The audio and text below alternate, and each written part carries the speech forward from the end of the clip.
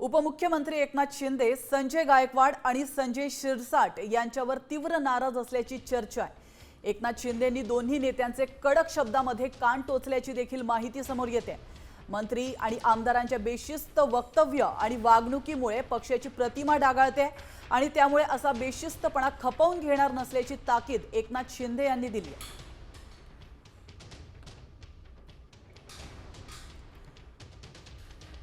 तर आपण पाहतोय एकनाथ शिंदे, संजय गायकवाड आणि संजय शिरसाट यांच्यावर नाराज असल्याची चर्चा आहे।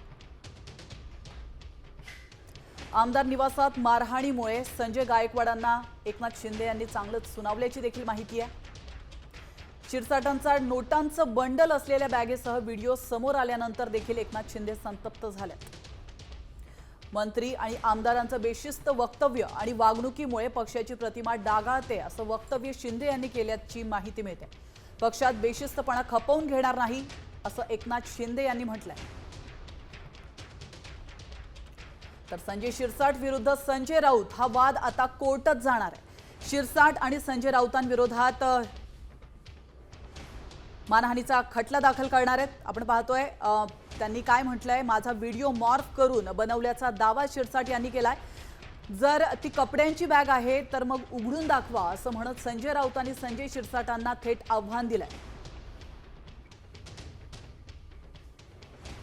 मॉप केलेला तो व्हिडिओ,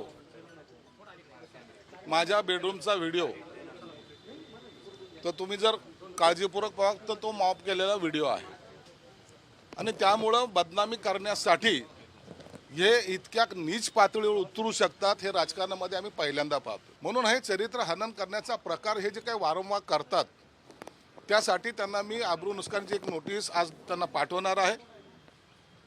त्यांच्यावर तो गुन्हा दाखल करणं, त्यांनी जर माफी मागितली नाही तर त्यांच्यावर तो गुन्हा दाखल केला जाईल। जर त्यांनी याचं उत्तर मला दिलं नाही तर पुन्हा फौजदारी स्वरूपाचा गुन्हा सुद्धा दाखल करेल। मी या सरकारचा दलाल नाहीये, मी विरोधी पक्षाचा नेता आहे, मी संसद सदस्य आहे, राज्यसभा सदस्य आहे गेल्या 25 वर्षापासून, मी पक्षाचा नेता आहे, मी पत्रकार आहे। आम्ही अशा प्रकारच्या बातम्या किंवा पुरावे दडून ठेवायचे का तुम्हाला वाचवण्यासाठी?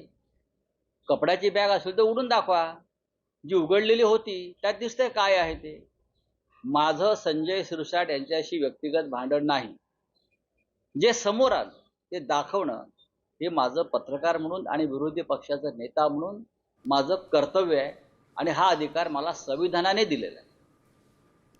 आता isakal.com आहे देशातील नंबर 1 ची मराठी न्यूज वेबसाईट। प्रत्येक अपडेटसाठी isakal.com ला नक्की भेट द्या।